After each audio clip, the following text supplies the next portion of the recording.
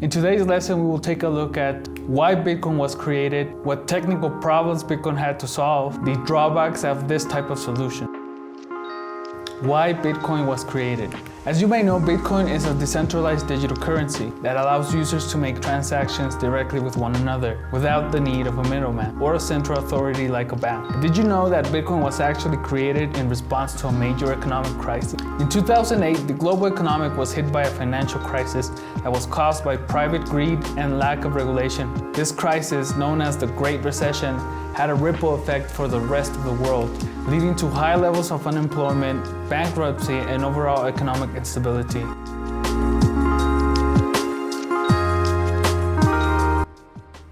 There's going to be a bailout.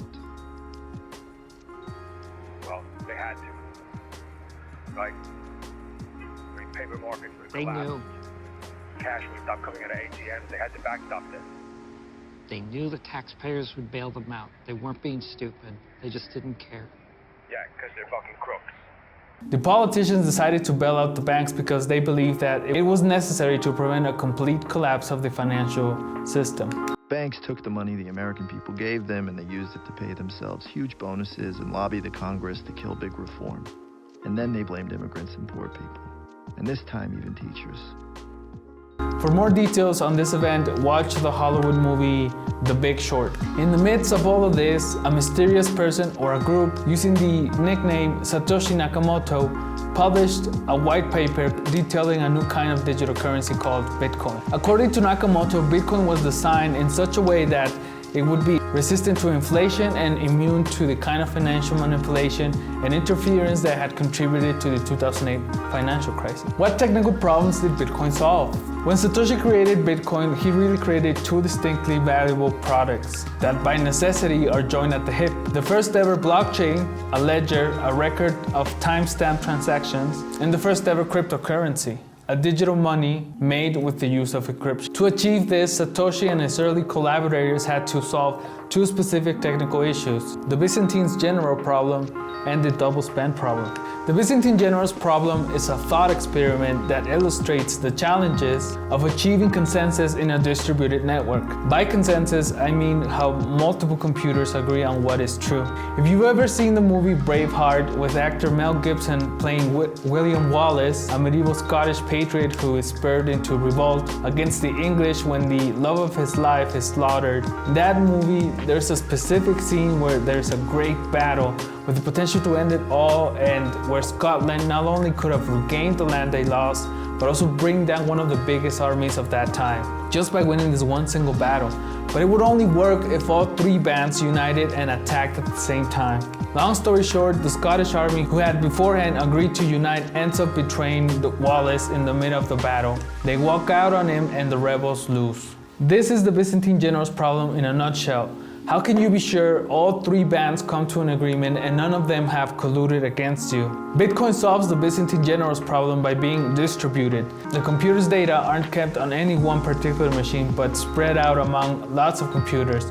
Using a proof-of-work consensus algorithm, it syncs up all of these machines and automates the transaction checking. Nakamoto used a chain of cryptographically signed transactions secured by proof-of-work to order and validate payments. In Bitcoin, proof-of-work is a mechanism that is used to secure the network and ensure that consensus is reached on the state of the blockchain. It is the process by which transactions are validated and new blocks are added to the blockchain. Proof of work involves miners, who are individuals that use specialized computers to solve complex mathematical problems. These problems are designed to be difficult to solve but easy to verify once a solution has been found. When a miner solves one of these problems, they are able to create a new block and add it to the blockchain. This process is called mining. In order to create a new block, the miner must include a list of all of the transactions that could have occurred on the network since the last block was added, as well as a reference to the previous block in the chain. double spend problem. Digital money had been thought up for a lot of years, but it was difficult to implement in an environment where you could just copy and paste. Costless duplication is not a desirable trait you want with money. The double spend problem describes the difficulty of ensuring digital money is not easily duplicated.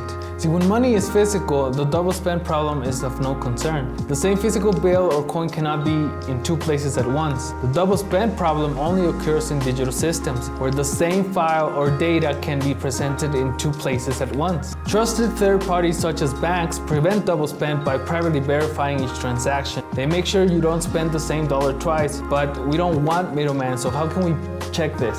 Bitcoin solves the double spend problem without a middleman by using a decentralized ledger, which all users can access. Because all members of Bitcoin network can examine the full history of transactions, they can be sure that neither their coins nor any other coins have been double spent. When one user sends a Bitcoin to another, they destroy the coin they own and create a new coin owned by the receiver. The destruction of the sender's coin is recorded for all to see so that they can never send it to someone else. The problem with proof of work. So blockchain is basically a trust machine. That trust is made possible by duplicating and verifying the information across multiple computers. For this reason alone, many original blockchains can process more transactions than a single computer in the network can handle.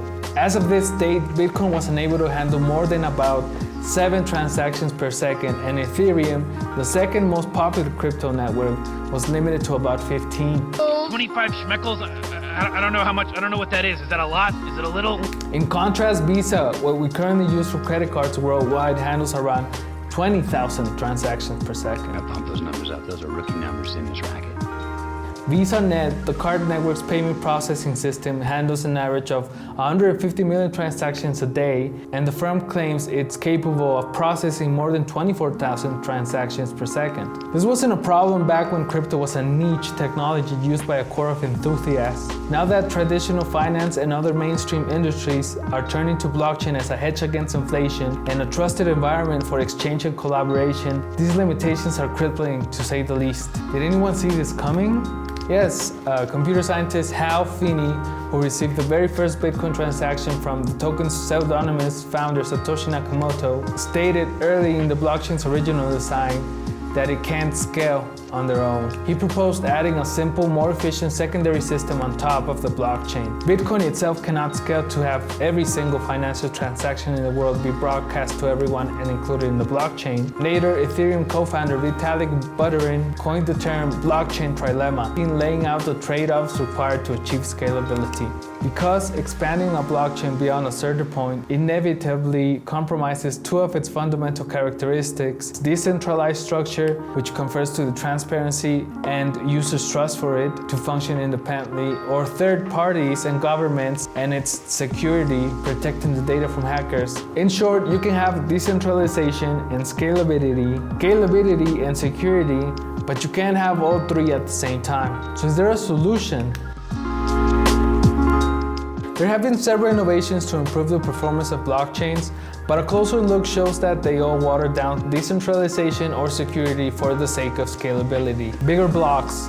A blockchain is altered to bundle transactions into larger packets before they are validated and added to the network, improving its performance. This can be achieved by splitting a new blockchain off to the original one in a process known as forking.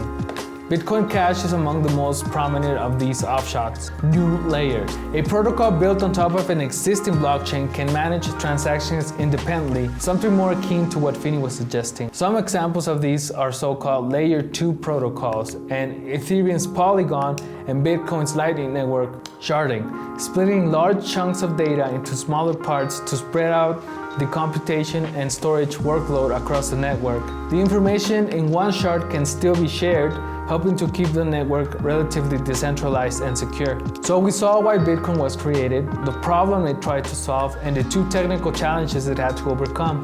We also saw that Bitcoin's proof of work is a double-ended sword that makes Bitcoin incredibly resilient, but at a cost of speed. I hope this video helps you explain to others why Bitcoin is still useful and without sugar-glassing its limitations. My name is Benjamin. I'm a software engineer trying to become a blockchain developer. I learn best through teaching others. That is why I make these types of videos.